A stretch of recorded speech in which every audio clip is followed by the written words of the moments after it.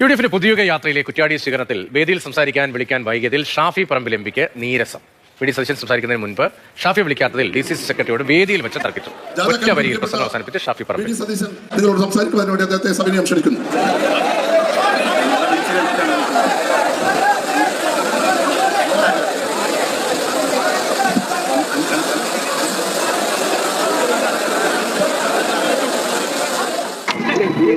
നമ്മുടെ പ്രിയപ്പെട്ട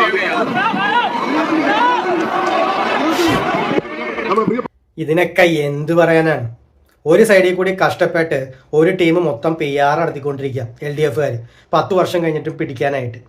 അങ്ങനെ കുറച്ചൊന്ന് തേച്ചൊരച്ച് കുളിപ്പിച്ച് വിട്ടുകൊണ്ടിരിക്കുക. നല്ലതായിട്ടൊന്നുമല്ല, ആൾക്കാരുടെ ഗതികേട് കൊണ്ടാണ്. മടുത്ത് 10 വർഷം. അതുകൊണ്ടൊന്ന് ഇവന്മാരൊന്ന് ജയിപ്പിച്ചു വിടാൻ നോക്കുമ്പോൾ ഇവന്മാർ അതിലും വലുത്. പൊതുജനങ്ങൾക്ക് മുന്നിൽ കിടന്ന് ഇതാണ് കാണിക്കണമെങ്കിൽ ഇവനൊക്കെ ഭരണം കിട്ടിക്കഴിയുമ്പോൾ എന്തായിരിക്കും കാണിച്ചു കൂട്ടുക?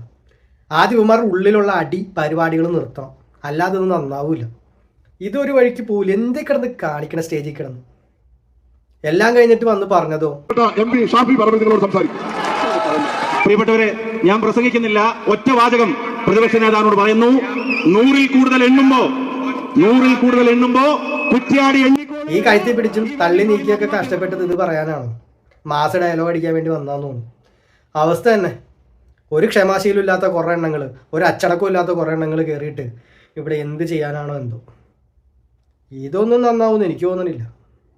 പ്രതീക്ഷ വേണ്ട മക്കളെ. LDF വരും, എല്ലാം ശരിയാവും.